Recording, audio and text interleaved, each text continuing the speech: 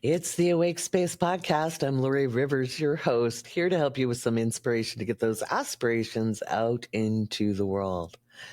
Well, it's another week of 2025, and I'm here to help you with some information and maybe some tools for moving through the energy. I think it's time we had a talk. I think there's some very serious things we need to discuss. When it comes to what my mission is and my modus operandi, that is for me to determine and no one else.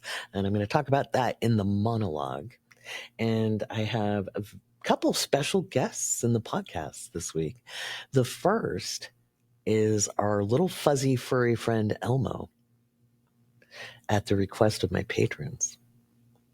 And Elmo and I will be discussing some recent comments that I have received. My other very, very special guest is the incomparable Olivia Edward, who is remarkable. She's an actress.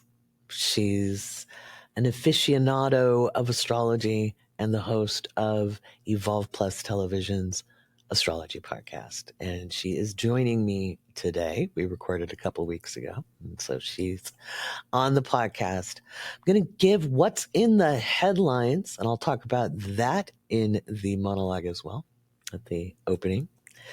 I want to remind you that this podcast is something you can listen to because each segment is its own thing, and you can fast forward, skip, rewind, tune back in over time, or ignore altogether. We'll talk about that in the monologue as well. I'm going to talk a little bit at the end of the podcast about resistance and how to release it, especially in regards to when the Schumann Resonance spikes. So get your tea, get your coffee, get your hot cocoa, get your matcha, and whatever we're doing today, whether we are out walking or we are hitting the pool because it's too hot, or we're putting on our Uggs and Snuggies, whatever we're doing, we're going to do it together. Let me know. Did I help you get chores done? I love doing chores that I don't have to do. Or did I exercise today with you? Because that makes me skinnier. So keep exercising. If you take me with you, I'm sure it makes room for a cosmic brownie for me. I'm convinced of it. As always, we'll do our patron shout outs. And because there is no podcast without patrons. This is 100% listener supported. We are like the NPR of astrology. And so huge thanks to my patrons. I love it when you guys thank the patrons in the comments. It makes me feel good. It makes me feel really good because I am blessed to be able to do my work in the world. All right, let's get this party started.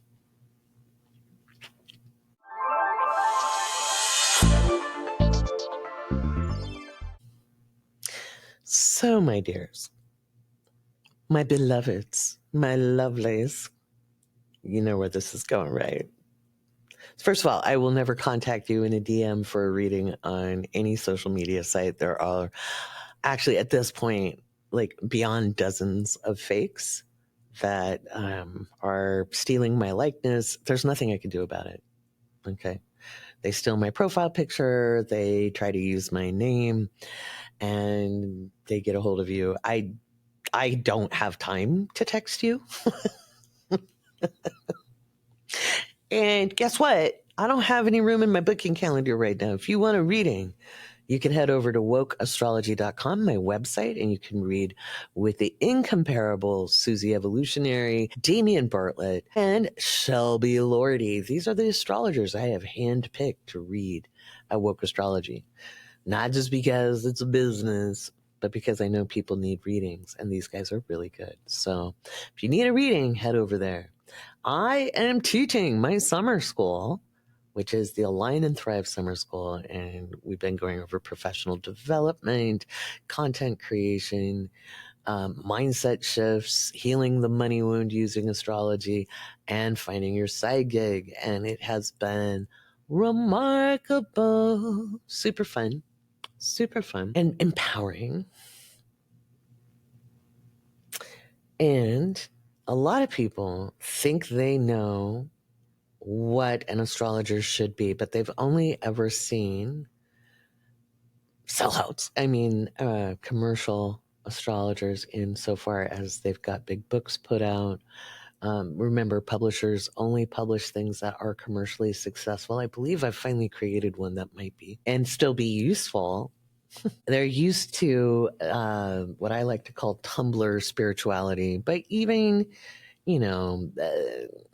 the free love movement and the hippie movement didn't do us a lot of favors.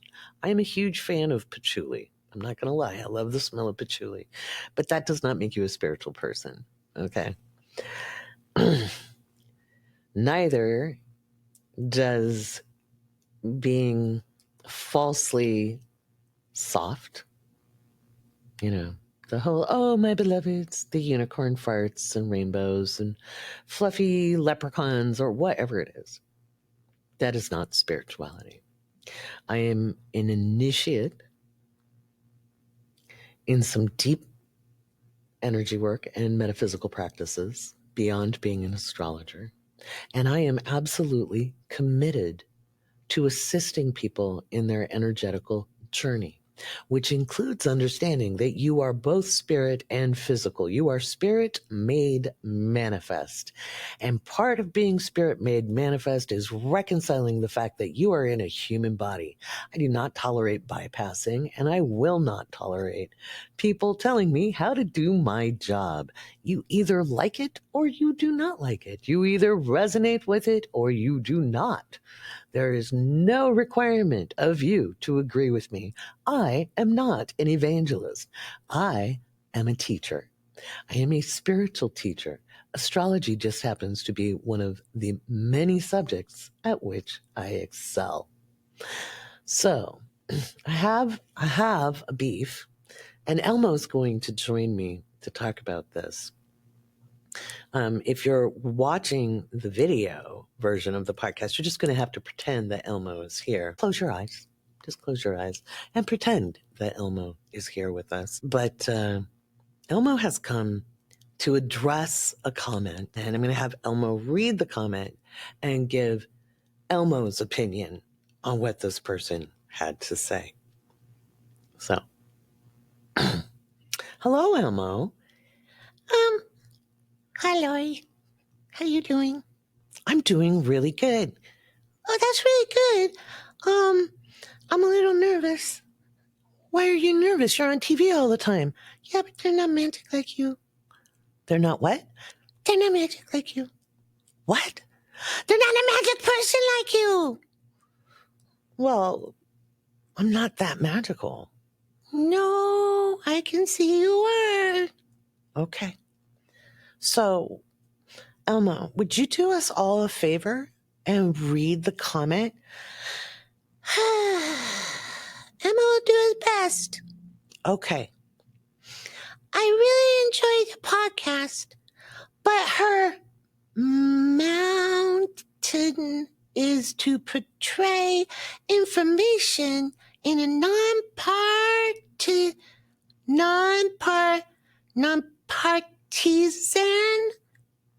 What's that word? Nonpartisan. Nonpartisan way. Emma's confused. What are you confused by, Elmo? Emma's confused about what that sentence means. What's your mountain? My mountain? I think they were probably using voice to text. They might have meant mission. I don't know. I'm not a mind reader. I thought you were magic. No, that would be my friend who's the psychic. I thought you were psychic. I am psychic, but not that way. Okay.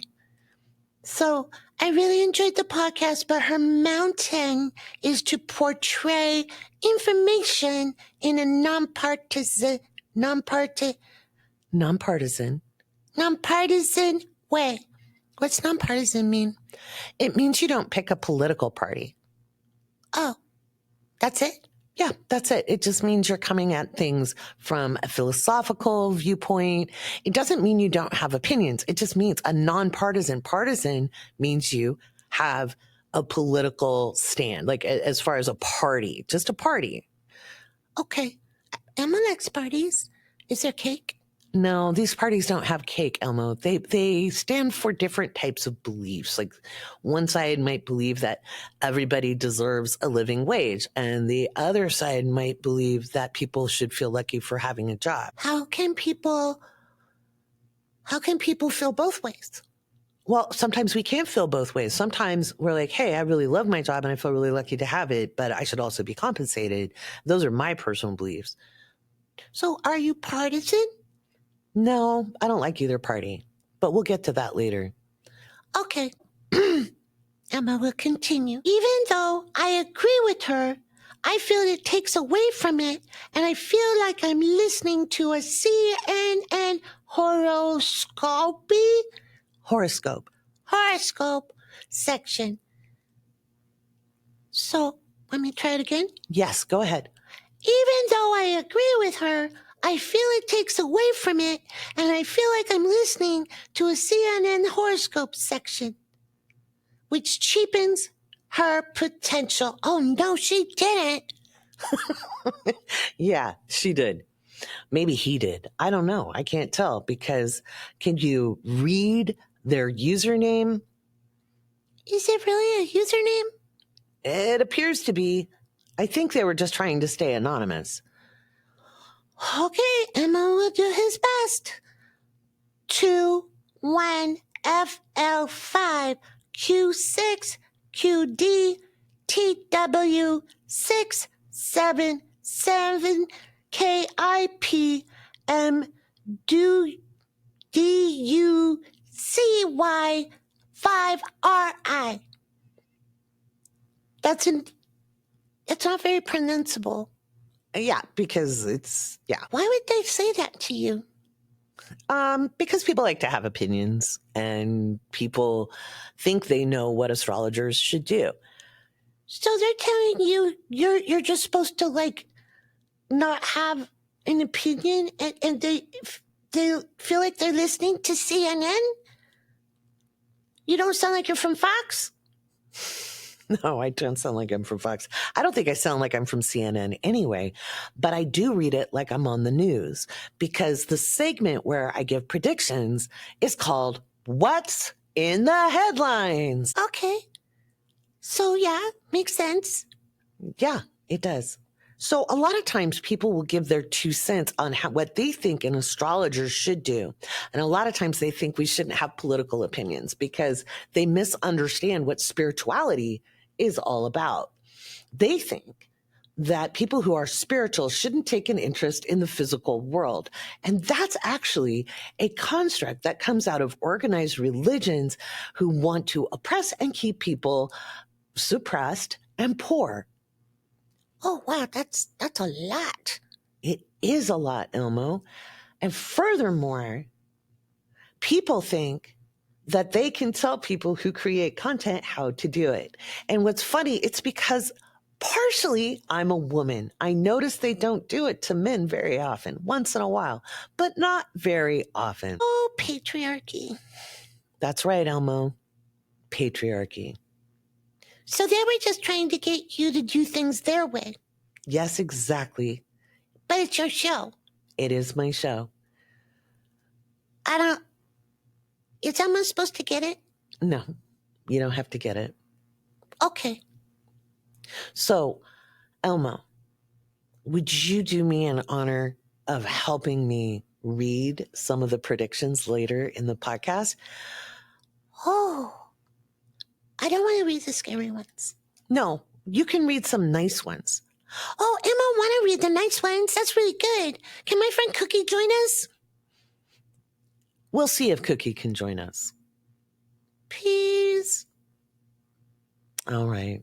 Cookie can join us. Oh, goody, goody, goody, goody. C is for Cookie. All right. Enough Muppets. All right. I did that to annoy people because I went on a live stream after I read that comment. I was so annoyed by that person. They are not the first. And the other thing was telling me that I limit my potential. What is my potential? I know my potential and I know my job. And if you're going to talk about me in the third person when I'm the one who runs my social media, it's probably not a wise idea. And my actual response, which can be read in the Spotify comments, was I am nonpartisan. I feel that both parties can suck donkey balls. So that's what I think about that.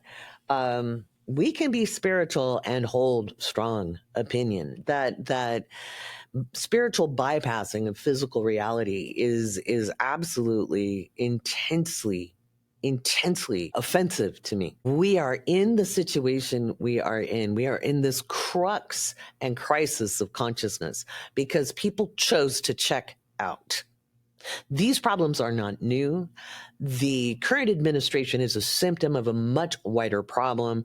The Project 2025 is the culmination of a 45-year plan. And if you think it's okay to subjugate people, if you think it is okay to pick people up out of court, out of school, out of their homes, if you can drag them off buses and you can say you're spiritual, you might want to reflect on yourself. Especially if you come from a Christian background, because my friends, he flipped tables and pulled out a bullwhip. Spirituality is about standing for what matters, which is compassion and empathy and dignity of all human beings, of the planet itself. How anyone can just sit there thinking there are weather machines causing the climate to misfire when we have toxified the ocean, when we have polluted the air, where we have absolutely rerouted rivers and dammed and shoved them up, all in the name of progress. It forces weather change. It is a scientific fact. To have these pseudo-intellectual conversations on and offline about weather modification, when it is clearly exactly happening as scientists were speaking of in the 80s, in the 90s, in the 2000s. Now, some of you are too young to remember that. However, it is not spiritual to look at the world and say, I'm above it, when we are here on it. And if I sound too damn opinionated, then I am not the teacher for you. I am not here for your entertainment. I am not here to appease your feelings. I am here to help you navigate very interesting times. You can take it or leave it. You don't have to listen to me. I am here to ameliorate your experience. And if you choose not to, that is on you. There are many pathways. What I offer is but one. You don't have to like the what's in the headline segment. You don't have to like how I do it. You can fast forward, but do not tell me what my mission is. I know both my purpose and my mission. Wow, Laurie, that was really good. Elmo enjoyed that. Thank you, Elmo. We can approach spirituality with humor, with ease, with grace, and with indignation. We don't want to be caught up and swept up in any one particular emotion for long, but we are all entitled to feel them. And that is what I have to say about that. Oh, it's a week. And we are looking at July 14th through the 20th. July 14th through the 20th this week. And we now have Saturn retrograde, Neptune retrograde, Pluto retrograde. And coming up on the 17th, we have Mercury retrograde. Mercury's been running around, not really making aspect to much. And so if you've been having some tech issues, if you've been having some communication snafus, it could be Mercury kind of running around, not aspected. It's not really doing much. It's sitting there in Leo and it's kind of doing its own thing. And we're watching communications kind of spill all over the place. And it's been kind of fun watching those I would consider my opposition in the world kind of have meltdowns at the Jeffrey Epstein files, which is pretty interesting. That may be what undoes the whole situation. I have particular feelings about it as somebody who survived CSA and prolonged CSA. I saw several men who are standing in favor of having everything released. And one indignantly said that each person on that list should spend their lives in jail. And I thought, boy, if we went after every predator that way, we wouldn't have enough jail space because it's often people you wouldn't expect. I think it's important to hold those people accountable, but there's a reason so many people are triggered by the abusive tactics of the administration. And it is abusive tactics. That's not an opinion. It's an actual educated statement. People are triggered because it is so common. Dominance and control only does damage. And so people are taken aback, they are shocked, and they are triggered because of how these people are behaving. And if you experience that in any way, shape, or form as a young person, it produces a reaction. And a reaction is resistance. Okay.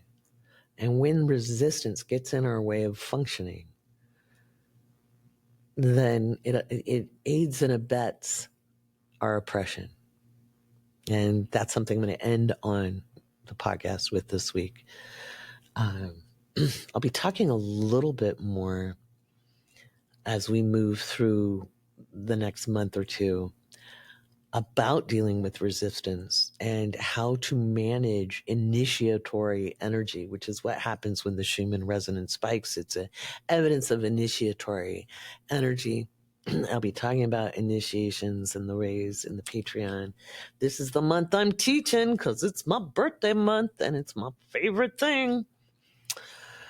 So, but yeah, sorry to annoy you with the Elmo, but I kind of had to. But actually, all of the patrons were wanting that. So at least the ones who voiced it. If you didn't voice it and you didn't want it, well, you gotta participate. If you don't participate, people don't know. And yeah, I used to talk like Elmo to entertain my oldest child. So there we go. Alrighty. I think it is time for what's in the headlines. And I think we're going to put Cookie away. I think Cookie's found some more cookies. I think it's just going to be Elmo showing up for a little bit of good news.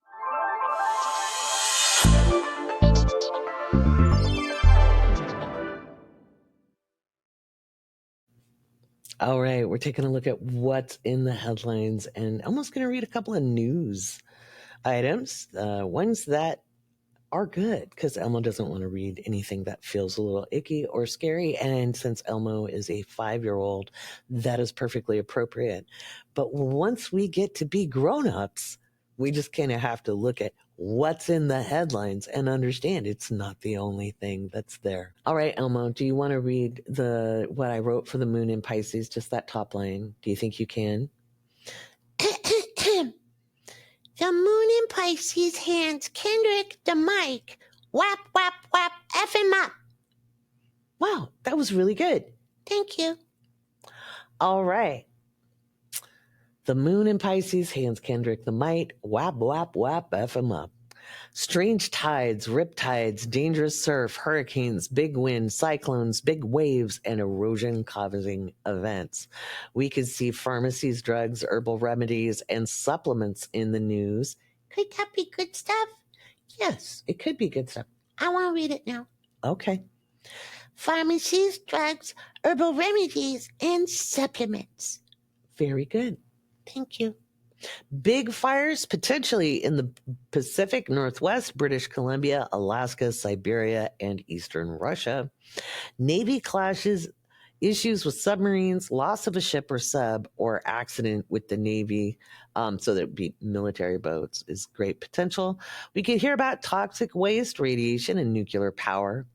And that could include the uranium that they're looking for, the enriched uranium in Iran. Any of that kind of stuff could be up.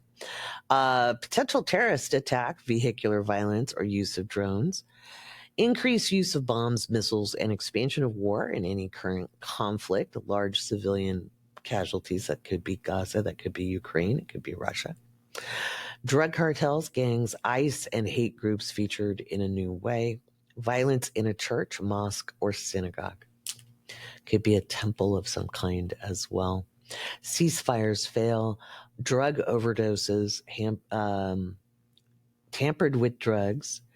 And we heard about 25 overdoses in Philadelphia. So some kind of new street drug.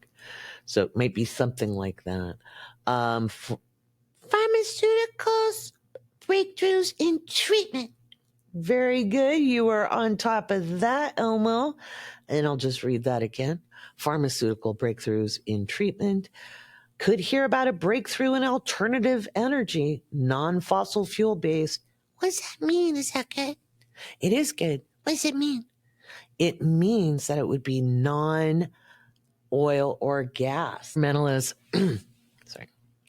Environmentalists and activism could be taking action, winning a lawsuit or a protest, anything from formal environmental activism from like Greenpeace to Greta Thunberg speaking up about climate change or the issue in Gaza, which is both a humanitarian as well as environmental, as humans are part of the environment.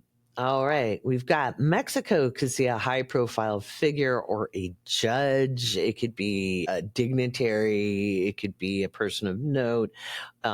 Somebody important. It could be kidnapped, or there could be an assassination attempt. July 14th could see a major event. It could be an issue with a submarine or Navy ship, air accident, breach of security, or hacking of a financial reporting system, or all of it. And when I'm talking about an air accident, in this case, I'm not talking about a small private plane. Okay, this would be like a military flight, could be a military helicopter, could be a commercial flight of some kind. It doesn't mean it will be yours, but it will be in the headlines. Big weather in the Indian subcontinent, Japan, Bering Straits, could be a typhoon, could be an atmospheric river. It could be something even like if it's between Japan and the Indian subcontinent, anything in there, so could be Thailand, could be, Bangladesh, Sri Lanka, Laos, Myanmar, anywhere in there. Big weather, big rain. Accident at sea, cargo ships, cruise ships, drug-induced psychosis, mass killing or a cult in the news. And this could be that new drug like we saw out of Pennsylvania. That could be part of that. There could be an issue for J.D. Vance. Is that good news? I'm not sure that we're going to call it that on the podcast. Why? Because we have instincts for self-preservation, Elmo. Okay. Trump is under pressure. A potential physical impairment or attack on him. I've wondered what would cause the amount of stress for the events I've seen as a potential since 2021, 2022, and watching the Epstein situation unfold could be it. Is it going to happen right now? Remember, I haven't seen it until 2026. So people can make all the claims they want. I'm not seeing it for 2025, but I am seeing potential health crises. Dams and levees breach, severe weather, big rain. Keep your eye on your own forecasts. There are meteorologists still working, so keep your eye on them. We can see issues with oil and petroleum, oil spills, oil platforms, issues with natural gas or other kind of petrochemicals, including gas stations depots and refineries. And then we could see an issue with an oil tanker or a big Navy ship has an accident, could run aground, could have, an explosion, could catch fire. Or we could see a truck carrying a volatile load has an accident, fire, or explosion. So something might blow up real good, probably closer to the moon moving from Pisces to Aries. But, you never know. July 15th through the 18th, the moon in Aries. Whoops, there it is, and it's spicy. Extreme heat on the East Coast could see unusual fires, strange fog, or security lapses and incendiary devices. We could see air inversions, extreme heat and indexes. Water pollution or chemical or oil spills could be seeing environmental impact. Authorities lose ground or leaders get deposed by mobs. This I've got in with question marks around it, Israel or Iran. I don't think you're going to see regime change in Iran just yet. That's closer, that's more likely in 2026. Big winds drive sand, dust storms, could see a big commercial property or expensive properties that damaged by wind. We could see issues in Iran, Israel, Lebanon, Syria, Jordan, Turkey, increase in tensions or attacks. Air accident involving military personnel or helicopter or plane, drones, lasers, and satellites. Missiles or rocket launch makes the news. That could be anything from, missiles being fired from one country to another, the delivery of missiles or drones, or it could be a SpaceX thing. Who knows? Yeah, and here's where it's probably SpaceX because I wrote missile or rocket launch makes the news. Exploding engines or large equipment, like things go boom. Airspace closed or airports shut down, forest fire or fire on public lands. And sadly, we've got that fire in the Grand Canyon and it took out the lodge, which is a beautiful building. I've been there and it's just it's a shame. That was a project done in the 30s and it was a masterful work of art, but maybe Mama Gaia is claiming her own back. So Elon Musk, under strain, makes statements, spills tea, or pushes limits. And Trump faces challenge to authority or has a health crisis. Attempted coups, insurrections, and political violence. Don't get your hopes up, ladies and gentlemen. This is potentially anywhere on Earth. With Saturn retrograde, newly retrograde in Aries, when the moon meets up with it, which is pretty quick on the 5th, all leaders are going to have a hard time holding ground, especially if they're despot, So if you've got dictators and despots, well, there we go. Arson, fires in important buildings and structures, road rage or big accidents on major freeways or international, highways, freeway, like think the Autobahn, but around border crossings, things like that. Do I mean the Autobahn? No, I used it as an example. We could see issues with Poland, Balkans, any of the countries in the Balkans, Moldova, etc. So Eastern Europe, Romania, any of those areas, Belarus, those types of places. They could be dealing with border security and potential sabotage and terrorist attacks. We could have international organizations under strain or face crisis. This could be the World Health Organization, World Bank, UN, NATO, etc. Leaders of all forms face opposition, as explained earlier, potential assassination or deposing of leaders. It's a stabby day. It's more of a kaboomy day than a stabby day. I think it would be unlikely to see a leader get stabbed, but I think we could see kabooms, bombs, anti-personnel weapons, or arson. Somebody could get set on fire and, it's gruesome, but that's what could be in the headlines. Issues with the Red Sea, Persian Gulf, Indian Ocean, Straits of Taiwan, or South Pacific. It could be piracy, war games, or big weather. Internet glitches, systems failures, and hacking of significance. Why don't the hackers ever do something for the good of the people? Just saying. They make problems, but they don't help people out. I'm like, come on, if you're going to be Robin Hood, do it right. Authority figures, leaders challenged, power outages and communications failures. International court or agency makes emergency announcement. Barge, big ship or train with food or supplies for basic needs is bombed and has an accident. And that could be another Freedom Flotilla incident. And then the 20th, the moon moves into Gemini. I think we could see something happen in Australia, Asia Pacific, or New Zealand. It could have to do with military jets. It could be an air accident of some kind, or it could be maybe discussing that Malaysian flight from years ago. It's something. I also have a mid-air collision, a drone misfire, helicopter crash, and or missile could go astray. This is anywhere in the world. Issues with drones and missiles, including ICBMs with conventional warheads, electric vehicles and accidents with electric vehicles. Now, this was all most likely happening on the 20th when the moon moves into Gemini. Because it'll be conjunct Uranus and in a trine with Pluto. So these are going to be kind of dramatic events. It doesn't mean it's going to be happening to you. You could have huge insights. You could, if you're a writer, things could be flowing. It doesn't have to be bad for you. Let's see. We've got a shocking report or leaked information puts a CEO, CTO, CMO, or government official, and this is global, in hot water. Issues with knives, machetes, or public stabbing.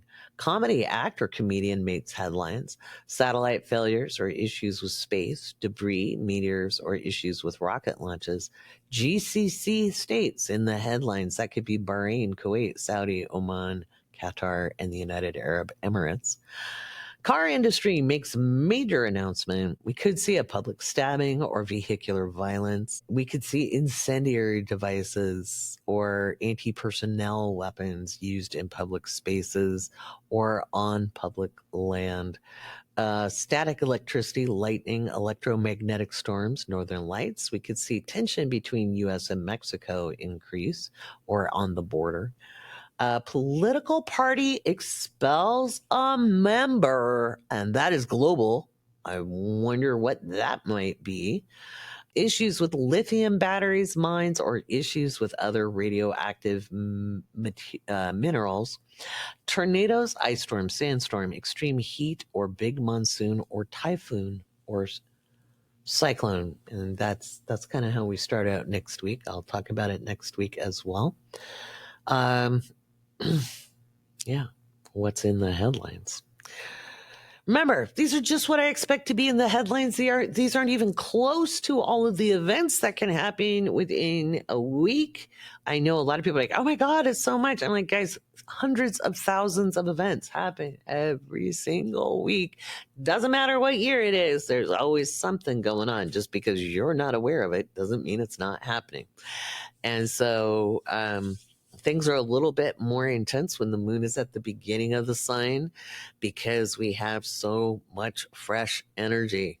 So we've got, Saturn and Uranus and Jupiter and Pluto and Neptune all between 0 and like 2 degrees of the sign that they're in. That's all fresh start energy.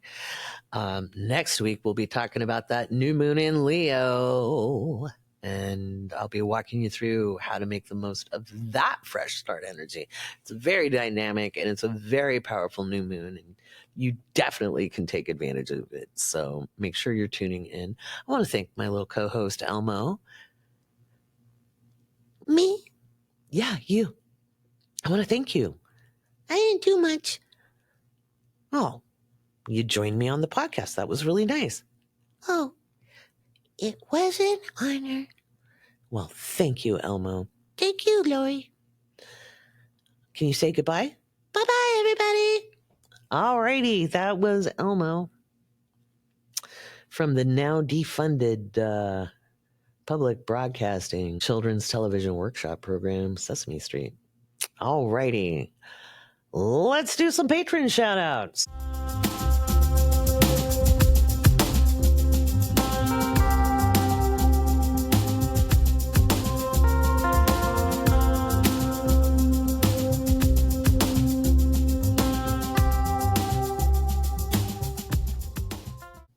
All right, it's time for patron shout outs. Without patrons, there is no podcast. And I am eternally grateful for the support. And what do patrons get in return? Well, you get a ton.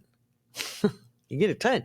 There are patron-only podcasts, depending on your levels. There are full moon and new moon walkthroughs. If you're in the magazine tier, you not only get the magazine in written format, you also get me reading your horoscopes and sundry articles. Let's see. There are videos, educational information, ebooks to download, and it's juicy. If you're in the astrology crew, you get access to the Planet of the Month Club library where, oh my gosh, so many hours of information. But I think last I counted, it was like 38 hours of video and audio in there. But I get bored or distracted and I never count the whole thing. So it could be more. You all get the love and sexuality in astrology class. It's not sordid or lewd. It's actually a really beautiful class. And yes, I discuss things like being a sapiosexual or a demisexual or ace and other orientations. So yeah, you get a lot. So let's thank our newest patrons. And here we go. Julaire, Sherry, Samantha, Noreen, Alexandra, Chloe, Lori, Myra, Dragon, Jenna, Starry-Eyed Kitty, Jenna, Wendy, Abby, Carrie, Selena, Joanna, Claire, Ella, Patricia, Cynthia, Kimmy, all Kimmy possible, Van, Bjorn, Zach, Amy, Leah, Ivana, Tina, Kaida. I think it's Kaida. Alicia, and I know Kaida told me, but we're going to go with that. Jen, Rachel, Alexandria, Ashley, Kelly, Woo Woo Mayu, Achia, Renee, Loud Lotus, Catherine, Haya,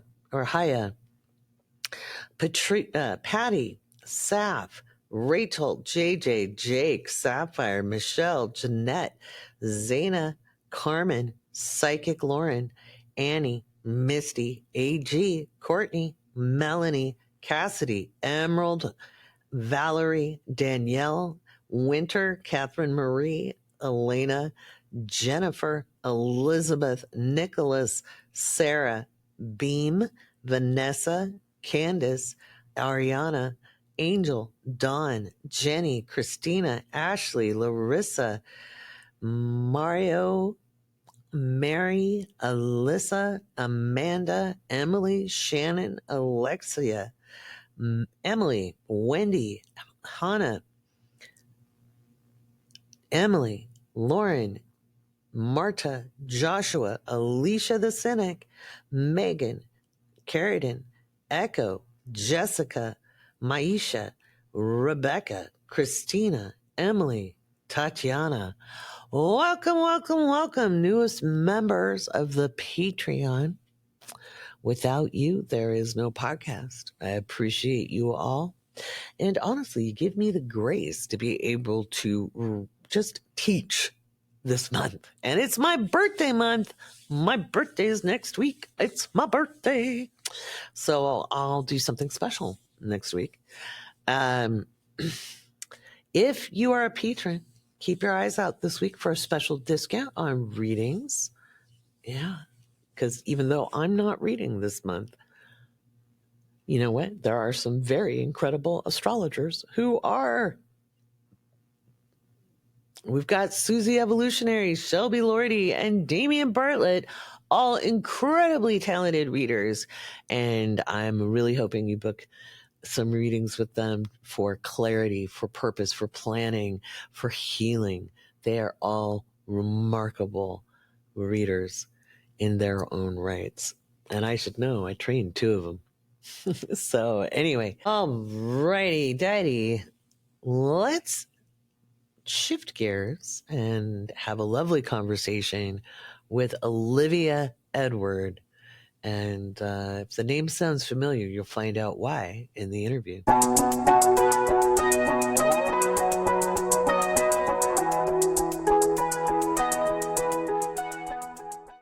All right, guys, I'm super excited. I've got a very special guest with me today. I have Olivia Edward with me. She is an actor. She is involved at Evolve Plus, which is John Edward's platform. And funny enough, they're related. Hi, Olivia. How you doing? Hi, Laurie. I'm doing great. Thank you so much for having me on the podcast. It's a pleasure. It's my pleasure. So you are into astrology and you run the podcast at Evolve. Is that correct? Yes, evolveplus.tv. I run the Astrology Plus podcast, and I've been running it for, crazily enough, I think it's going to be 2.5 years, going like close to 3. Right? So crazy. Time has been moving really, really fast. Just wait till Uranus gets into Gemini. Oh, can't wait. Can't wait. Time already feels like it's flying by, which is crazy because of how many retrogrades we had at the beginning of 2025, but still right. Moving forward. Still moving forward. It keeps slipping into the future. So there's a couple of things I want to ask you. So you, we talked a little bit, and just so everybody knows, I never just jump on with my guests. We warm up a little bit. But we were talking, and you mentioned how you use astrology as a tool just in day-to-day life, which I think is one of the best ways to use astrology. Predictive astrology is its own game. Don't it hurts your brain. So yeah. Sure. But how do you use it?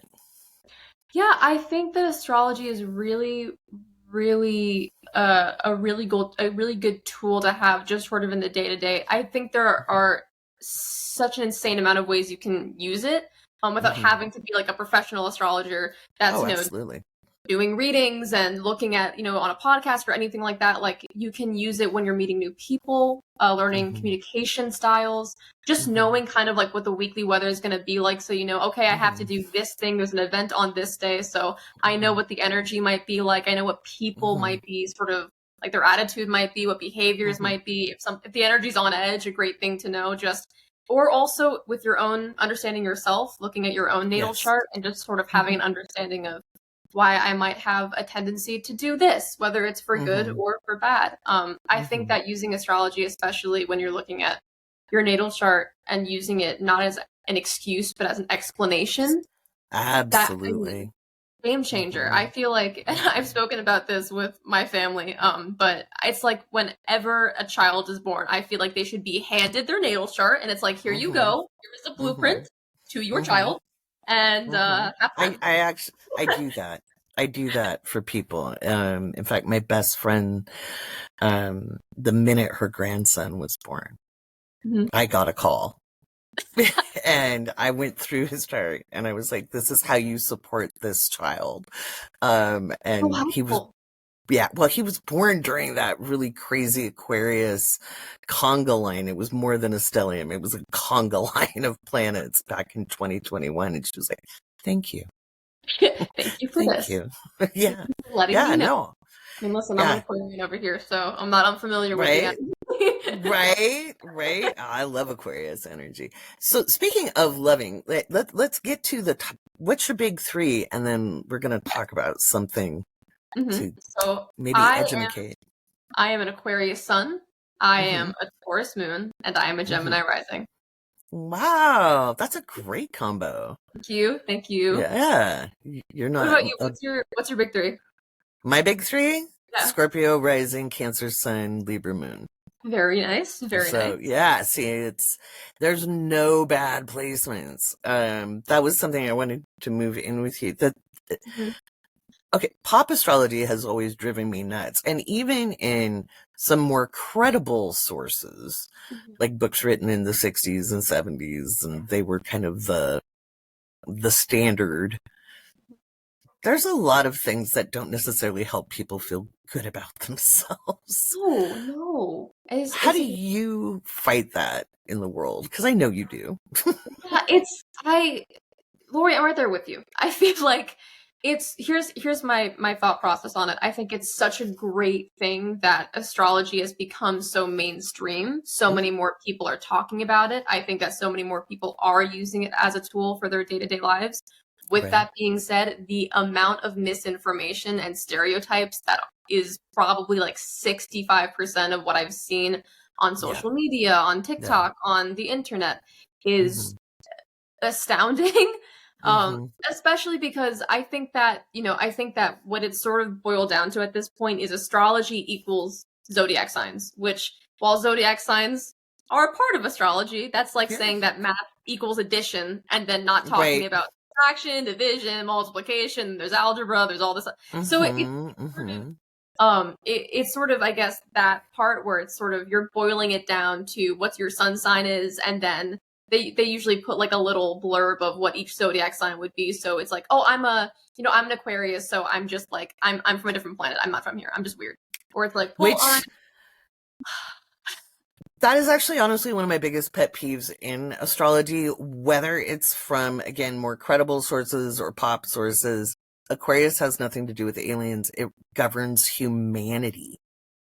Thank you so much. Every single time it's like, oh, so you're the Aquarian, you're like the wacky alien from outer space. I'm like, doesn't Aquarius rule over the collective? Literally. It governs actual humanity. And I'm like, it couldn't get more earthbound than that. But it's like, it drives me nuts. But I love your analogy of using astrology. There's so much depth to it that it can be intimidating. Oh, definitely. Definitely. I remember my brain breaking more than once. Yeah, I think it can be really daunting, especially to people who may be interested in learning more, because then they hear a lot of like the terminology or like the degree, or if you're anything like me, you'll look at a natal chart, see all the lines, and go, no, that's not. Is that no? I can't. I don't understand it. So it's a lot. It is like a language. But I think that what doesn't help is trying to boil it down into these what can be very inaccurate sort of like stereotypes, and that sort of gloss over the whole like characteristics and qualities and tendencies of not just the zodiac sign, but also the history of, the planets and like the qualities of and like why they rule over there's just so much more to look at to tell you so many more like interesting things. Absolutely. And as I always say, consciousness expresses in a spectrum. And the way I teach astrology is we look at, our instinctual consciousness, like how do we react from our animal nature, because human beings are mammals. How do we operate from our social conditioning? And then how do we operate from a transcendent consciousness? And transcendent doesn't mean enlightened. It means you've deconstructed. Yep. So you're not on a default setting. It just means you have a choice in how you choose to act. And that there are people who touch on it, but it's not usually on the ticky-tacky. No. I still breathe that place, so it's kind of fun. Yeah. But so tell me a little bit about how you're approaching astrology on Evolve Plus TV. So with the Astrology Plus podcast, I really like to focus on what we were just talking about. Astrology, especially for people that are just starting to learn about it, can be so intimidating, so daunting. I was there. It felt like so much. And then learning that there's a different way to look at the natal charts. There's pulse sign and there's Placidus. Like there's two, and like there's more than two. I'm like there's more than two. Like there's so it's my teacher lot. had me study. There were 27 available at the time. He said, study as many as you can.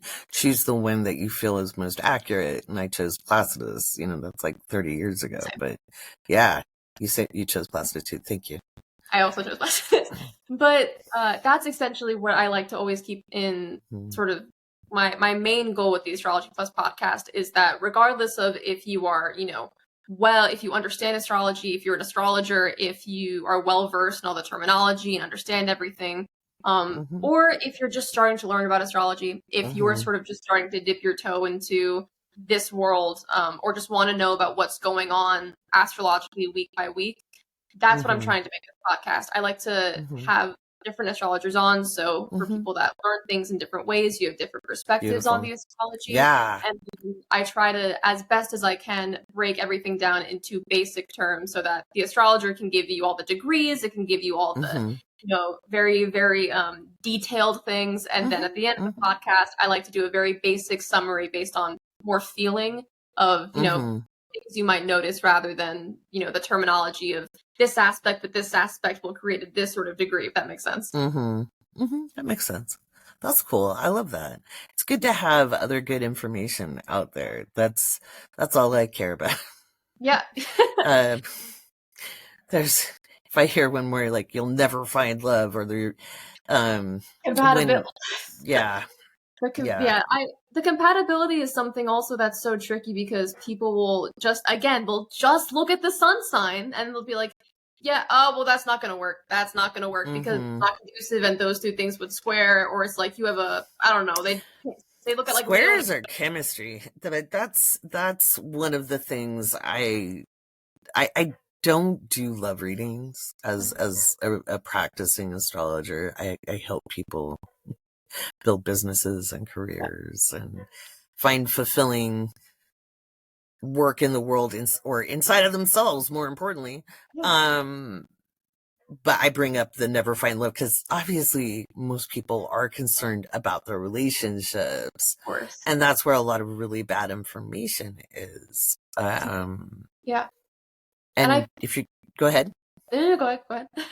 I was just going to say, it's when we understand and love ourselves that we can attract more than a lesson into life. How do you use astrology as an actor, in your career, or just in life? It's a really good question. It's definitely specifically career-wise as an actor, I do always, one thing that's very helpful is sort of like the planet returns.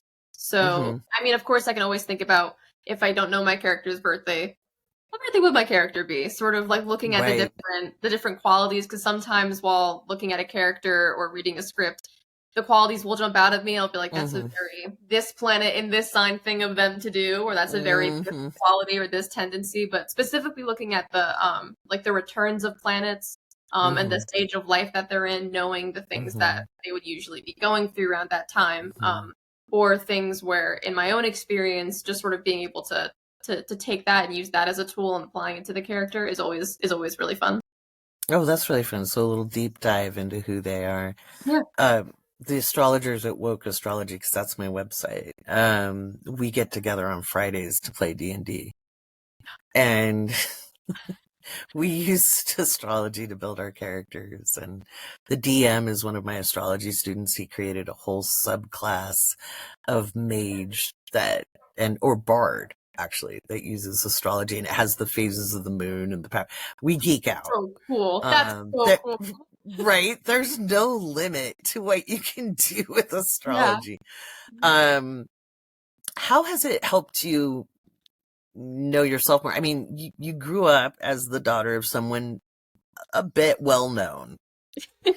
Yes. And if you're anything like mine, my kids would be like, it's not always fun to have you as a mom. They love me and I'm a good mom, but they'd be like, people think you're weird, or people, it's like, I'd be like, well, get used to it, kid. Yeah. But how has astrology helped you really kind of carve your own pathway? That's another really good question. I think that the first part of what you were talking about understanding yourself, I think another great thing about astrology, especially when we're looking at our own natal charts, it can be incredibly validating. especially when you're looking at the relationships between certain planets and where they are and what they're doing. Yes, the qualities as well, like, saying this is your communication style, or this is how you type of energies you gravitate towards, all very validating. But I think there's more to look at when you look at the harsh aspects, the squares, the oppositions.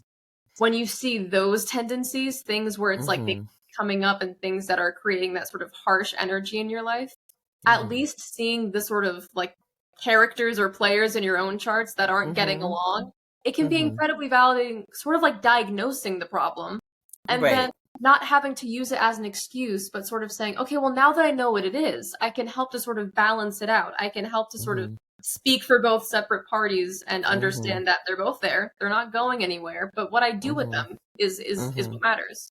Right. And squares are extremely creative aspects. Almost every great artist had a chart full of squares, because nothing gets created without friction. Right. And so it's exactly what you were saying with the compatibility with it's not all trines or it's not all nice aspects, so it's not going to work. It's like, what are you gonna what would you talk about? What is there that's fun in the relationship if there isn't something different? If you guys can't grow together and learn from each other, then what's the point? Yeah. Trines are way overrated in my humble opinion. And they don't make you lazy either. I don't like that either. It's just unrestricted energy. It's just a free flow. It's just, you're usually just not super conscious of it because it just is. But the spark comes from a square in opposition because it's not about a fight. It's really not. And that's, I think, some of our ideas around that. There's been thought forms created by just so many people talking about it that way. So I met your dad about 3 years ago, maybe it was about 3. Something like that. And we had a very funny interaction. He's actually a regular guy, folks. John Edward. He's a regular guy, and he's a really good dad and husband. And I was very impressed because, you don't know until you meet somebody. Right? And what's really funny is also I had a friend of mine.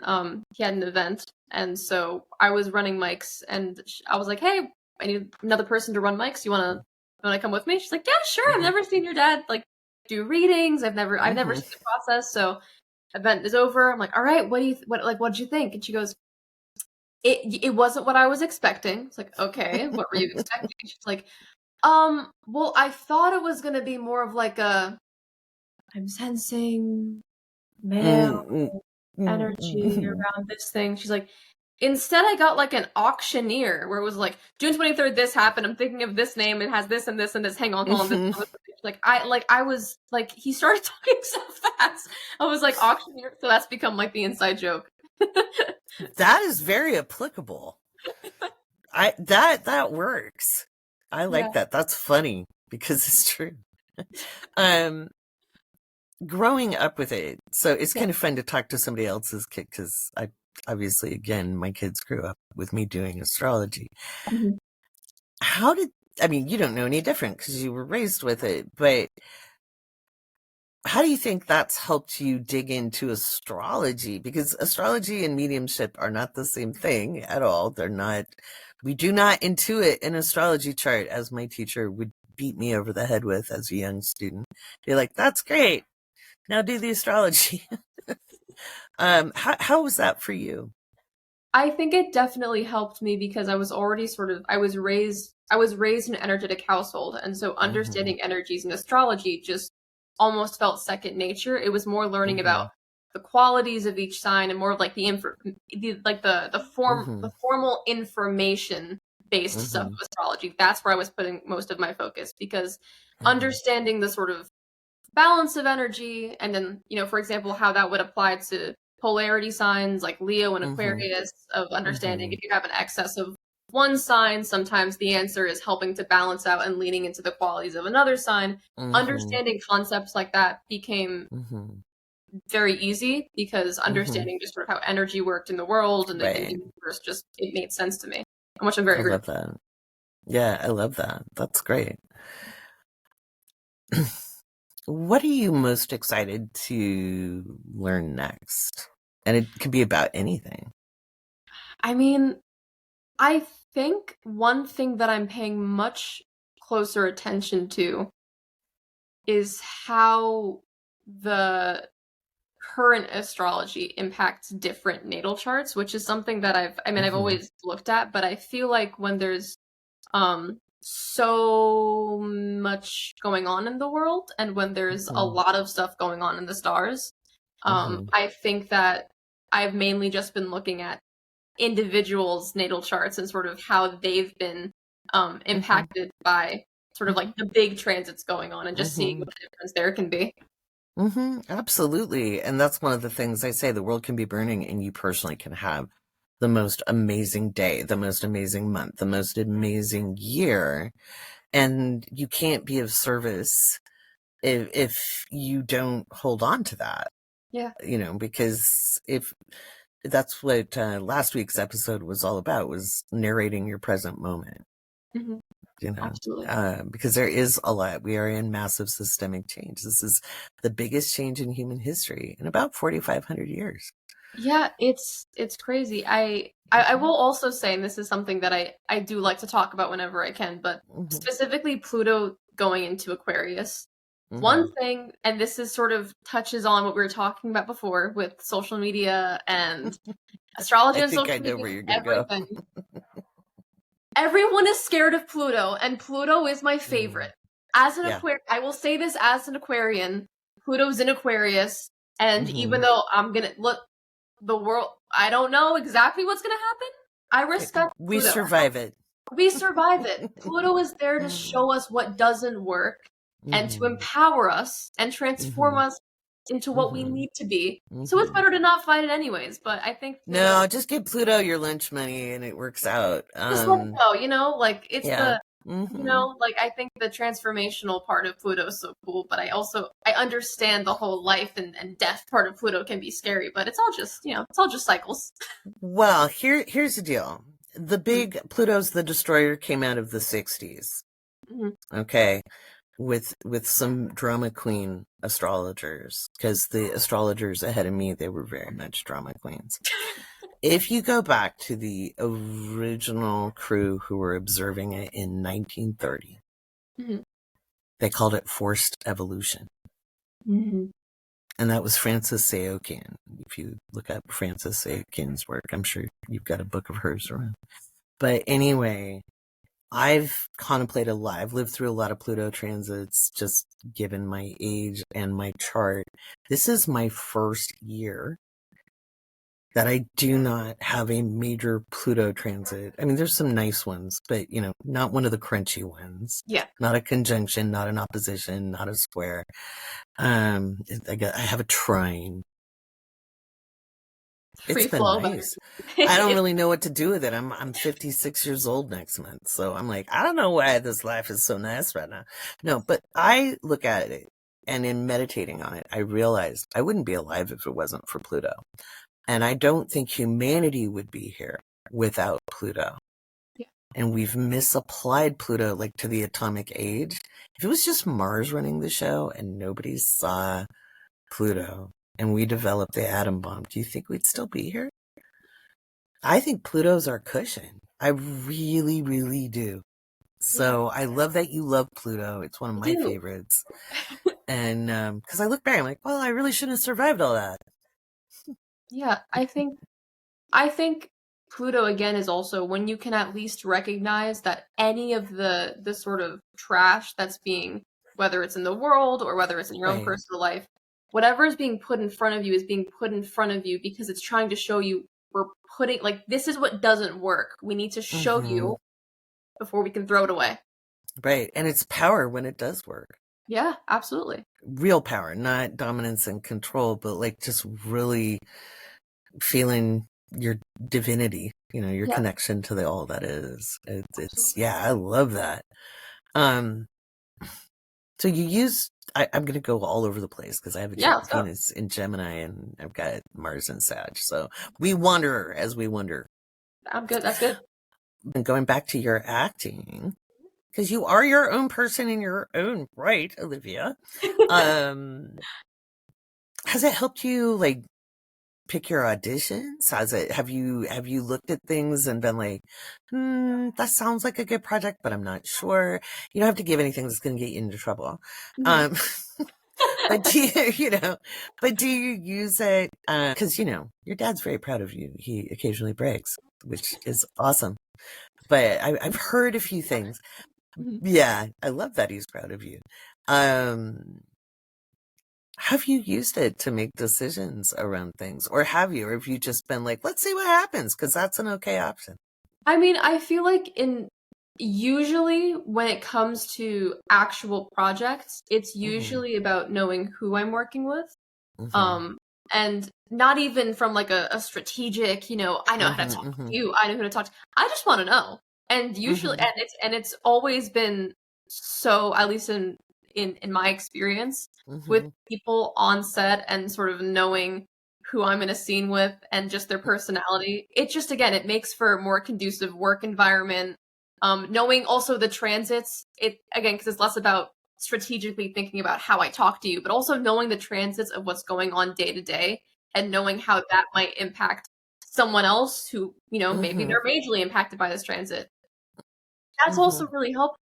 In terms of knowing like projects or if I get a pull towards anything, I feel like I would mainly rely on just a pull or more like in intuition. But usually it would have to be something making me feel like a no to really say like, probably not for me.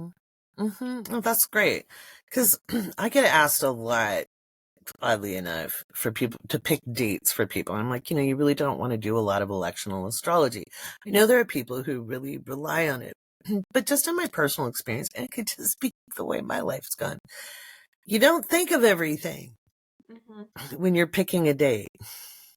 You don't think of you don't always have the range of experience, and you can't know everything to pick the perfect date. So I love hearing that you kind of feel into it and then explore kind of who's there and what are the transits, like, is the lighting going to fall over, that kind of thing.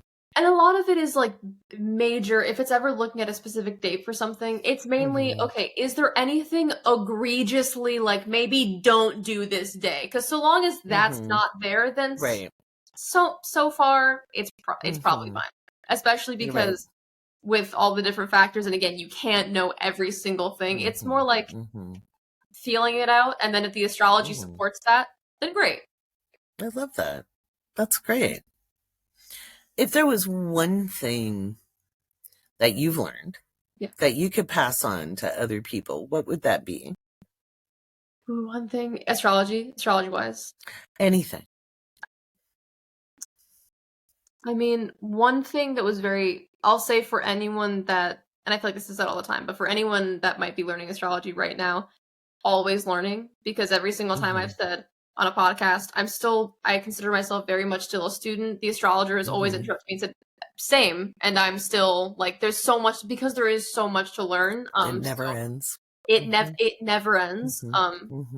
And also I think the most helpful thing for me was understanding that, just what you mentioned before, there is no good or bad. Like, there's harsh aspects, there's things that, yes, can probably be difficult. And there's zodiac signs that you can get a pass if you have an own bias from your own experience of that energy, like that's fine. But no zodiac sign is good or bad. There is like positive qualities and more darker qualities to everything, because there's balance in everything. And so understanding that was really helpful to just get an objective sort of understanding to all of it. That's powerful. That's great. So we'll have all of your links in the show notes, and it was really super fun to have you on. Thank you so much. This was great. Yeah, well, we're the Awake Space. We're fun. We keep it chill here. So, also, people tune in every single Monday to start their week. And without fail, and sometimes we do laundry with people, and sometimes we're taking hot girl walks, hot guy walks, hot them walks. Sometimes we're sitting in the car banging our head against the steering wheel. But we always get perfect parking. Nice. That's a mojo I gift my audience. A word, since you're Gemini rising. Give everybody a word for the week. A word for the week. This is word hilarious. for the week. On my podcast, I have a thing where I say words of the week, and it's 3 words, and I always say, I'm not kidding, Laurie. I'm not kidding. And I always say, I haven't listened yet. That's crazy. It's insane because there's always so many, and I always watch them try and figure it out. And now that I'm coming up with a word, I understand because there's a lot. A word. You know what? I'm gonna say the word this week is cleanse. I think let yourself do a cleanse. I think whether that's a self-care day or whether it's cleaning out that drawer that has like stuff sticking out of it, or whether it's setting a boundary with someone, just find something to cleanse, even if it's literally just cleaning your house this week. A good cleanse can feel good with a lot going on. Love that. Cleanse. You stress clean, everybody. Absolutely. Get it done. You might as well have a squeaky clean counter if you're going to be stressed. Absolutely. Then you can stress bake. All right. Thank you, Olivia. So much, Laurie. This was so much fun. You're so welcome. All right, guys, check the show notes.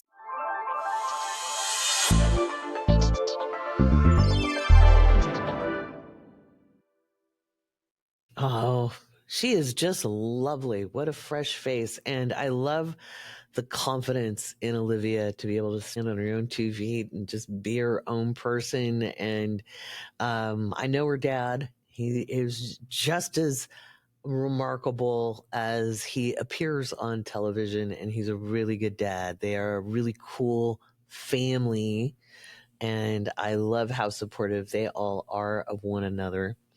So now, as we round out the podcast, I want to talk to you about resistance and what it is and what we can do about it.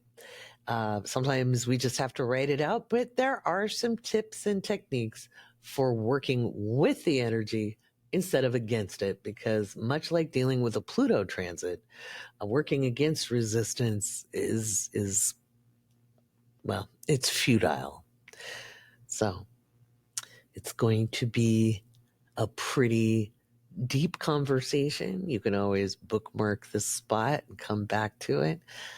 And I'm going to talk about the different ways we can react to the Schumann Resonance, what it actually means, and why this year is a pivotal year, and what I'm planning on doing to help you get ready for December of 2025. And no, you don't need to be afraid. So let's talk about resistance to the incoming high frequencies and why it's important to understand this stuff. So 2025 is a pivotal year, an absolute pivotal year. All right, let's talk about the incoming high frequencies, why 2025 is an initiatory year, and what it means to be in resistance when these frequencies are happening, and what we can do about it. So first of all, according to Blavatsky, Bailey, and other theosophical writers, 2025 is a year of great initiation. And when we go looking back and back and back through the astrology, we haven't seen any astrology like this in millennia. Combined with my studies of theosophy and other esoteric writings, as well as my energy practices, which includes channeling, this year is a year that humans need to take seriously, but not seriously in a like we're all gonna die kind of way. More in that if we understand how we can come together collectively, even energetically, with the least amount of resistance possible to these energies, the better the outcome on the other side of these incoming energies, which they really start kicking up in December around the solstice. Okay. And humanity is in a crisis point. We can grow or we can stop growing. I think we're growing. I think we may get right through this. I'm seeing really, really good signs. I know things are awful out there. I know what is happening to innocent people is wrong. But the amount of people showing up to counter it is more globally. It does not remove the fact that people are suffering. Okay. It just doesn't. But we're looking at a collective process, and I am heartened by the way people are showing up. And I believe that's going to keep us out of some worst case scenarios.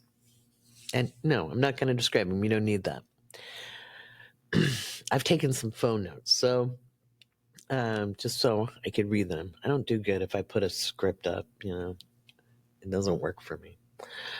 But so resistance, if you read about it in some of the literature, it'll be really judgy. It'll be like, you're misaligned, you're unprepared. And I disagree. There are ways to be in alignment. I think coming from a place of judgment is a little unnecessary. Misalignment happens for a variety of reasons. That's why I teach about deconstructing from our social cultural norms, because it's like picking out shrapnel out of our energetic systems. Yeah. So I come from a place of like, hey, train your mind, repolarize the heart center, work on energizing your sacral and your root. A lot of times, especially in people socialized as women, our root and our sacral, one or the other, and both sometimes, is those energy centers are blocked. And by the way, there's way more energy centers than just one in the body. And they all blend into a single bit of energy if we practice a lot, and some people think it's over lifetimes. But most of us in the physical vehicle are dealing with these centers that sometimes bridge and fuse and sometimes operate independently. Some of the ways we're not prepared is dietary. Are we getting enough minerals into our system? And in a great many of the alternative healing methods that I've practiced over 25 years now. More like 27. Colloided, chelated minerals are very important. That means they absorb into our systems better. Our soil's been depleted, especially in the United States, but globally. When you look at mass farming techniques, industrialized farming, monocultures, we don't have the rich nutrients that are in our food. So ensuring that we get adequate mineralization. And here's the funny thing. When we're mineralized where we need to be, stuff comes up on deck for review. What kind of stuff? A lot of times the stuff we don't want to look at. Okay, because we somnatize. We make physical, a lot of times, our energetic blocks, our emotional blocks. So we might not want to deal with having resentment. And so it might impact us to where we feel like we've always been carrying a burden. We might have rheumatoid arthritis, or we might have a knee blowout, or we might have a stooped posture. And it's not a blame thing. This is very human. We live in a physical, very dense reality. And so when we are steeped in our culture and our social conditioning, it's really easy to believe that we're wrong for having an adverse reaction to it. And that reaction is resistance. And we may not feel like we can give a voice to things, and we shove it down.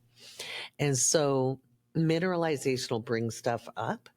And so too will things like the Schumann Resonance, if it's spiking high.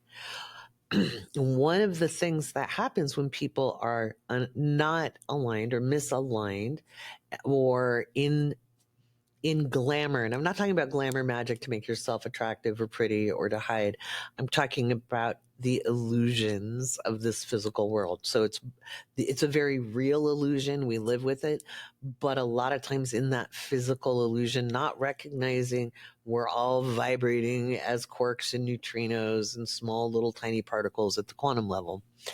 And that's the illusion I'm talking about. That's the glamour. It's a reaction. When people are saying Gaia is screaming, Mother Earth is having a panic attack, it's not true. The Earth is quite capable of handling a higher frequency. So are we. However, if we haven't had adequate dietary needs met, if we haven't kept ourselves hydrated, which includes electrolytes, not just water, if we haven't been moving our bodies in a way that's appropriate for us individually. And by the way, one kind of exercise does not fit all. Everybody has something that works for them. It could just be walking and moving on your feet. If you can, and if you are not able to be ambulatory, you can use your arms, right? Getting ourselves moving any way we can, depending on our physical condition. So also, if we haven't done our psychological healing, so a lot of times we'll tell ourselves we've healed and we haven't. And I will pretty much guarantee it's a rare event to see somebody who's completely balanced under the age of 43. Okay. I think there's always more work to do. I think by the time you're past 43, if you've done your work, you've got some balance and you understand that it is a constant process because you don't remain balanced. You have to keep achieving balance. And you might be more ready to sit with a counselor or a psychologist, etc. It doesn't make you faulty. It doesn't make you faulty. It's really easy to be in our ego and think, I got it, because the ego is protecting us from feeling vulnerable. If things aren't lining up for you really, really well, if things aren't coming to you relatively easy, I'm not talking about winning the lottery. I mean, just life in general. Like if you go to the store for one item and you keep going to the store and they're out of that item, it could be a clue. Like every single time you'd be like, well, I went for chocolate last time and they were all out of my favorite brand. And then I went to go get the milk I want and they had just sold the last one. I knew somebody like that. Like we went shopping one day and like everything that person wanted was not available. And this is like 22, 23 years ago. And everything I wanted was available. And it was really weird because we hadn't really talked about it. And we went to one last store and I found the thing I was looking for that I had talked about. And it was the last one. And she was like, oh man, you got the last one. I'm like, well, did you want it? She's like, no, I don't want it. I wanted this other thing, but they're out. Why do you always get what you want? And I was like, I don't know. I don't always get what I want, but I did today, because I'd had great disappointments in my life. But I was open and I didn't really care. Some of these were just trivial things. And this person was feeling very deeply attached to their story of nothing going right for them. They were always screwed. They were unlucky. They had a very strong narrative and were creating self-fulfilling prophecies for themselves. We all can do that. By the way, I've done that for myself too. It's just something I really, really remember because like my day was going great. And it was like, I don't know why this is working out, but it was at a time in my life where I wasn't convinced I was ever going to be satisfied or healed, or, I'd been working really hard and wasn't seeing a whole lot of evidence. And this was one of those times where just a little bit of evidence, just a gimme showed up and it felt really good. And yet it was challenged by somebody I called a friend, instead of being happy for me, they were like, well, why don't I get that? Which, by the way, don't do that to your friends. Be happy for them. Your jealousy is a form of resistance, and that is exactly why you're not getting what you want. So there's that. So in Theosophy, we have a personality, and we have a soul. And these are two entities that are meant to be merged, okay? And the personality will resist. It makes it sound like it's a conscious thing. And especially if you read like the older literature, it'll be like the personality resists the soul. And it sounds really judgy, and it is really judgy. My understanding of it is we have our physical vehicle, which is made up of the actual physical body, the mental body, and the emotional body. Okay. And then we have the soul. And it's our job to integrate it all in. So bringing, as above, so below, as within, so without. Integrating in, with your soul into your personality does not mean you will suddenly be, oh, we are all one, beloved. Not at all. You're just not at all. You're not going to be talking about sunshine and rainbows and lollipops, but you will be able to ride through the storms of life with a lot more ease and grace. Be a cosmic surfer, as I talk about. I haven't talked about it a lot, but that's what I mean by cosmic surfer. We're integrating our higher and lower vehicles. So the resistance from the physical to the soul level doesn't make you a bad person. It makes you very human. It's a very natural and normal part of the process. And it can be things like headaches, hyposomnolence, meaning you sleep a lot. So it's the opposite of insomnia. You might have a hard time waking up. It may be really hard. You could have aches and pains. You could be just cranky. Just cranky. That's a form of resistance. You could be a little accident prone. You could be just stubbing your toes on stuff. I once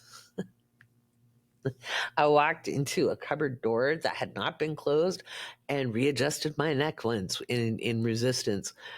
We all do it. It doesn't matter how much you've studied and how much you practice, how much yoga you do, how much meditation you do, how much Pilates you do, no matter how many rituals you run, candles you light, stones you wear, you will face resistance because some of it's at the DNA level. We've got collective healing going on. So how do you deal with this resistance when it's physical, besides making sure you eat relatively nutritiously? It doesn't mean you can't have a treat now and then, but it's making sure you're supplementing with good vitamins and minerals, making sure you have some chelated colloidal minerals to help out. That means they're just easier for the body to absorb. And eating relatively fresh, which at this point is cheaper than eating processed food. Have you looked at the costs in the grocery stores? I told you to grow your own. Let's say you've got headaches, you've got aches and pains. I don't tend to when the Schumann is spiking, but I do right before there's a push. So like we're in a very active period right now. It was lulled a couple weeks ago, and that's when I had my headaches and body aches and all sorts of fun creaks and groans and low energy and almost a depression. Because I've experienced that in my life. And I was like, that's kind of like depression, but it's not. I decided to support my thyroid. Your physical endocrine system plays a major role in the use of your energy. So making sure when you're taking your minerals and your vitamins that you're supporting your hormones in the body. That is part of the role. So often spirituality either focuses on the physical to the detriment of the mind, okay? Especially the mind. It'll touch the heart, but it won't emphasize the mind. Oh, when that is one of your greatest tools for moving energy. But also, we assume a lot of times that you're supposed to be disembodied in the spiritual walk, and that's not it either. Those altered states when people take a lot of plant medicine to reach their guides or all that is, not recognizing we're meant to be bringing it into the physical. We're not supposed to be leaving the body. We're supposed to be spiritualizing the matter. I'm not saying you can't use plant medicine. I just think a lot of people use it unwisely. So if you're meeting a guy in a dark alleyway to get some shrooms, it's probably not the trip you want to take. When we talk about glamour as a form of illusion, not glamour magic, but the glamour we're all fogged in with in this world until we break through it. So those of you who have clear seeing, who've always seen the emperor had no clothes, who've always seen through and got in trouble for it, probably growing up, it distorts things. So all those people who were claiming that Mama Gaia is screaming, she's having a panic attack, they are being stimulated by the higher frequencies, but they haven't cleared the vision yet. Will they clear the vision? Maybe, maybe not. It's not our place to judge people. Identifying something is not the same as condemning someone for it. Some people don't clear the vision in this lifetime. It's not about being better or worse. It's not even about dedication. Okay. It's process. Initiations are layered, kind of like in Shrek with the onion. Okay. Or cakes, because cakes taste better than onions. But the layers pull back and we go deeper and deeper. And it might take a couple lifetimes, especially when we didn't live very long. If you think somebody reached enlightenment in 25 years, no, but they probably thought they did. Okay. So I know I did, when I'm making fun of young people, I'm remembering my own foolishness. Okay. And I was a very serious person. I was not an unserious person. That ego is a real thing because we don't want to feel vulnerable. We're afraid to get in trouble or we're afraid to look foolish and we don't want to feel exposed and we haven't gathered enough experience points yet.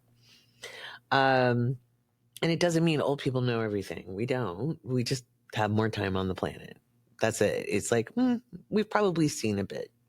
It's perspective. So spiritual pride, victimhood, and false humility are big. Remember when I talk about shadow work and that virtue is one of our greatest shadows that need to be seen as virtuous, that need to be seen as perfect, that need, when people need to, do their poses for the Instagram or on the TikTok, they have to have a certain aesthetic, it's like, it's not necessarily it. Victimhood, being really, really attached. Like, I'm going to hold resistance because, I was beaten or I was in an accident and it's not fair. Or I'm always helping people and nobody helps me back. Or everything I love is always taken away. Those can all be stories we tell, Every time I get a little bit ahead, poof, something happens. Those are stories we can tell, right? I've told almost all of those stories in my life. And you can move through them. In fact, letting go of the need to tell the story is a really big thing. If you can't learn to listen and you always have to be self-defensive, there's a problem. If you're always saying, I know, instead of listening to what somebody has to say, then there's a problem. We have a lot of discomfort for a lot of people up on deck in 2025 as these frequencies from both the cosmic rays as well as Gaia herself are shaking us up. We are in an initiation, and an initiation is not a pass or fail exam. However, they're usually not comfortable. Initiation is evolution. We are taking the next step, both collectively and individually. Okay. And we might be ready for part of it in one layer and maybe another part of it in another. And these physical experiences, like let's say it's a headache, and you're drinking water. You'll be like, but Laurie, I'm drinking water. You got electrolytes in it. You probably need, if we're running a lot of energy and the frequency has changed. And what do I mean by that? Think of sound. Okay. So if you tap a crystal glass, if the sound is pure, all right, it's going to vibrate at a very high rate, right? Because a high rate is a faster energy. If you want that sound to conduct itself over time and space, it needs to have the ability to do so. So if you have it in a lead box with one opening, hitting it is going to sound dulled versus having a smooth pathway for that sound to be conducted further, right? Our bodies require minerals and vitamins and nutrients and things like electrolytes, salts, etc., in order to conduct, allowing that energy to flow through us, because otherwise it's going to hit a block, right? And that's what's going to cause some pain. If we refuse to look at our issues, if we refuse to look at our stories, if we refuse to look at them, and I don't mean dive into the pain, but just accept what is, stop fighting that it happened. And I know that's hard. I had a very long healing process. I understand. I'm not telling you to ever forgive. You don't have to forgive anything. But when we can allow the energy to move through, because the belief that this bad thing happened to me, so I'm forever damaged, that's the block we want to clear. Well, I'm not forever damaged. I skinned my knee once really bad. I felt, actually, a better analogy, not a skinned knee, but I had a bike accident once and it skinned my entire face. If you've ever wondered why I have a little scar on my lip, it's amazing that's the only scar I really have, because I looked like hamburger. The road rash was huge. And healing from that was pretty rough. Okay. If we hold on to the story of that, okay, had I had more resistance to the healing process, or I sat in more judgment of myself, I might have more than one scar from it. It can be a painful thing to sit and look at our contribution, right? I was mad at the bike. I was 9 when it happened. I was mad at the bike. My bike failed me. But in actual fact, I was in such a hurry, I didn't put the rubber band around my bell-bottom jeans, and my jeans got caught in the chain.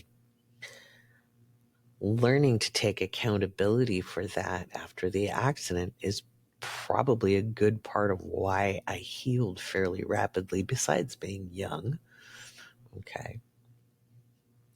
When we tell a story of our victimhood, when we tell a story of misalignment, when we can't take accountability for our own role in something, and I'm not talking about being physically abused,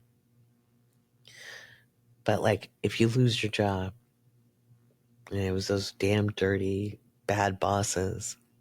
Now, let's say we can put it in a container. Let's say you've been late every day for a month.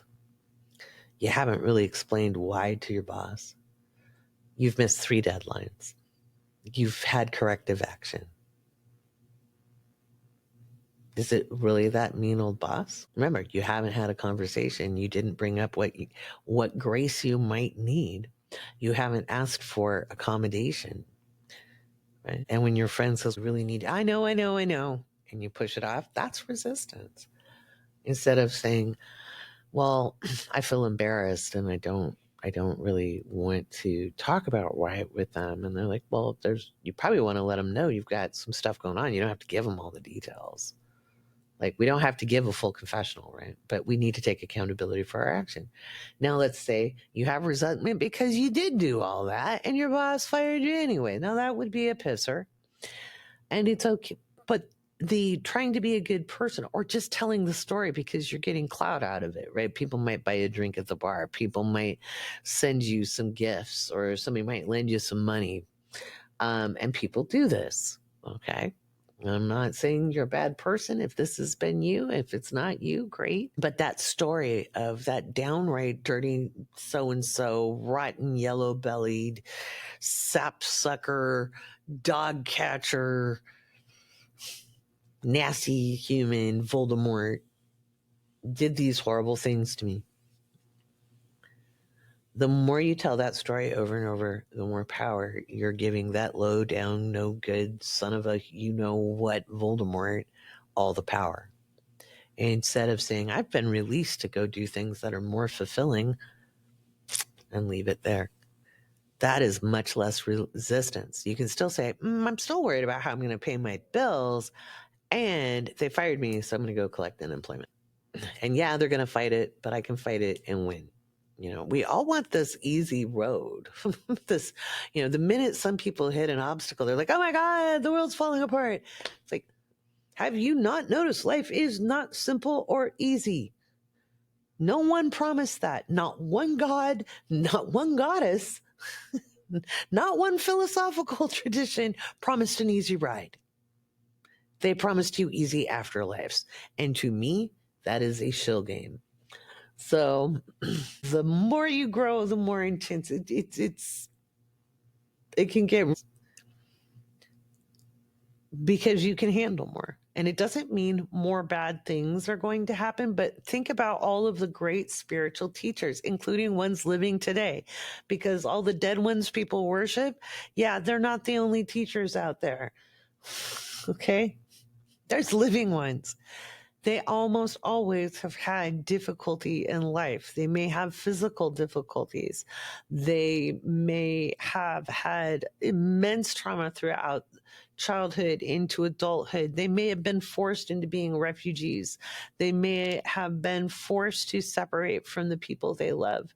They may have been forced. You'll feel a lot like they'll often have stories that life stories that are filled with miraculous events because it looked like they weren't going to make it or they weren't going to survive. Those are all things that go along with it. There's a lot more living today than at any other time in human history. And the real ones you'll know. There's a lot of people who think they're, and they'll be like, I channel, beloved.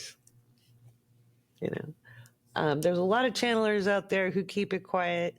I mentioned that I channel, but I don't put it out there. I'm not going to sit in front of an audience without, no, I'm going to say never. Every time I say never, my guidance is like, bet.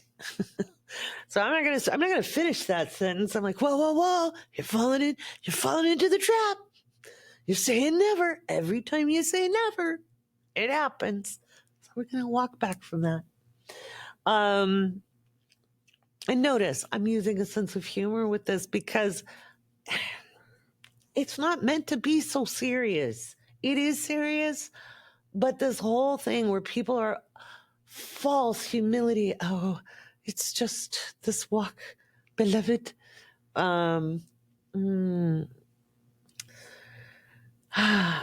when we surrender, we're not surrendering in a giving up kind of way. We surrender to our intuition. We surrender to working with our guidance, not having to use our willpower to make things happen, not having to push it or push away, but we'd be like, okay, I'm connected to the universe. I am my soul. My soul is not separate from me. That's a big knowing. You've moved through to something when you get that knowing, like I am my soul. I'm not separate from that. When you get to that stage, you still are going to have headaches. You're still going to have physical complaints. It's moving through it. So you can be like, okay, I can feel this as energy. You can even go to the doctor. There's nothing wrong with going to the doctor. And the doctor might say, well, we don't know why. Maybe your blood pressure is a little high, and they'll check you out. But maybe there's nothing physically wrong, but you're still having these things. And it's a good idea. And a couple of ways you can take care of these things is you can lay down on the floor or on the bed. It's okay if you end up going to sleep. Sleep helps you release energy and release resistance. It stops momentum of the energy. And If you can, sometimes if you have a migraine, it can be very hard. So you want to be as kind to your physical body as possible and not curse it. You could take an Epsom salts bath. You could use eye masks. If you don't have an eye mask, or one of those, the herbal eye masks that heat up, those are really nice. If you don't have those, that's okay. You can use you can warm a washcloth and put it over your eyes, or if cold works better for you, you want to treat your vessel kindly. Okay. If the Schumann resonance is spiking and you're feeling really out of it, you want to make sure you're watching your diet. You want to make sure you're eating good for you, not just grabbing a quick snack or not going without food, and check how much protein you are eating. You may need more protein to help balance and ground. Okay. Other people don't need as much. So every body type is different. Initiations aren't like an achievement badge. Okay. It's just a natural phenomenon of growth. We always think of these individuals that gained fame as world teachers and have books, right?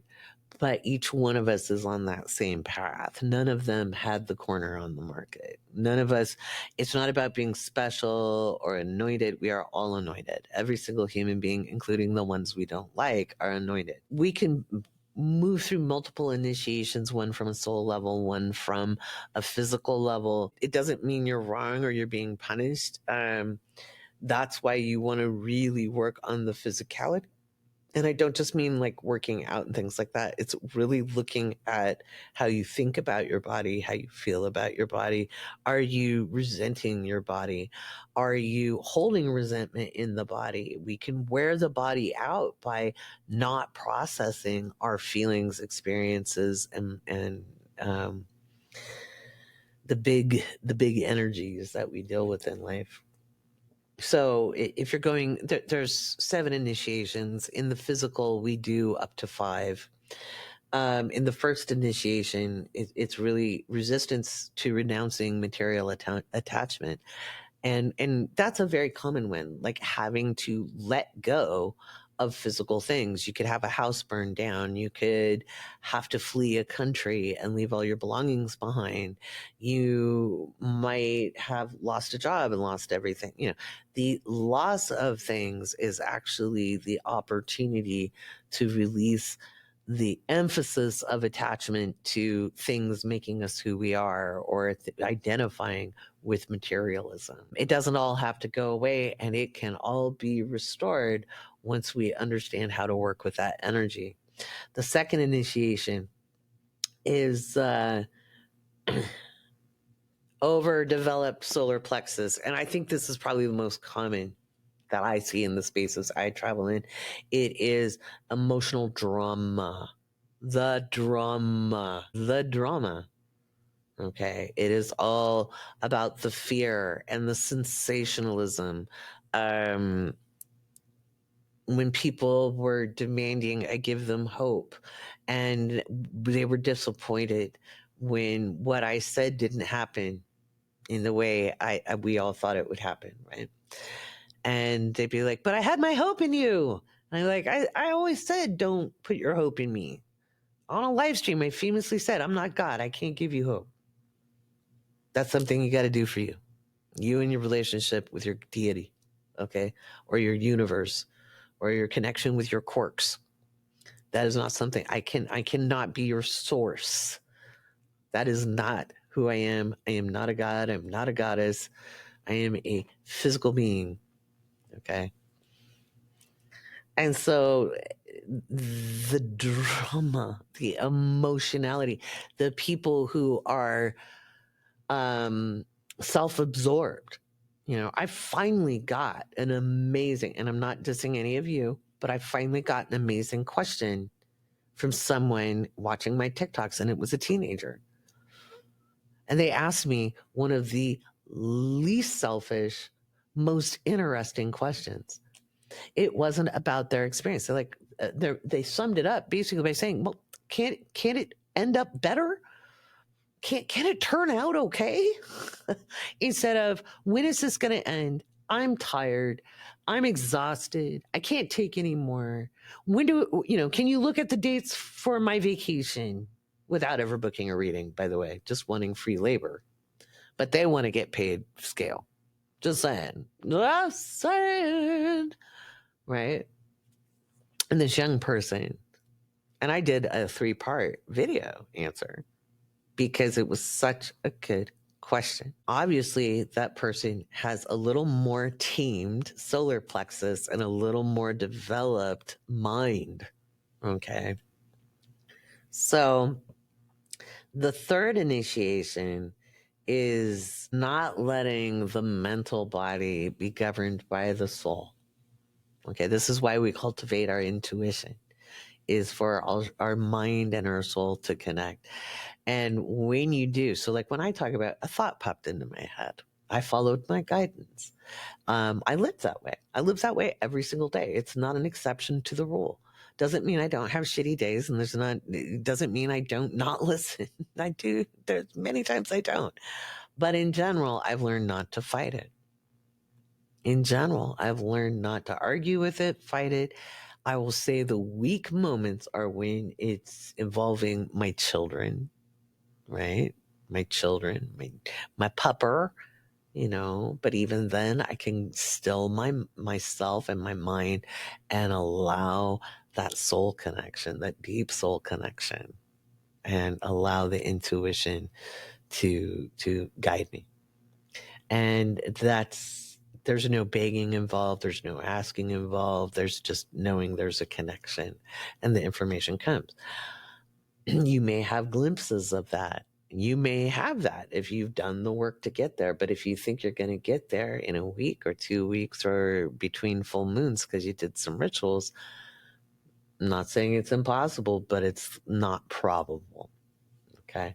It takes time and energy and practice to give up control while still maintaining your mental sharpness. Okay. It's practice.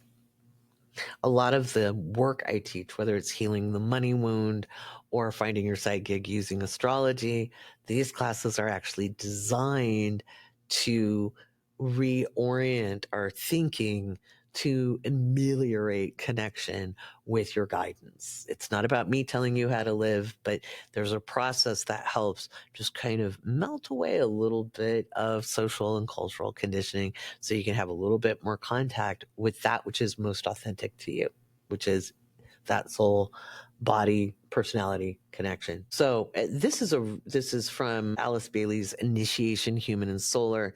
Initiation is a process of conscious absorption of light, and the refusal of the personality to accept this leads to pain and disruption.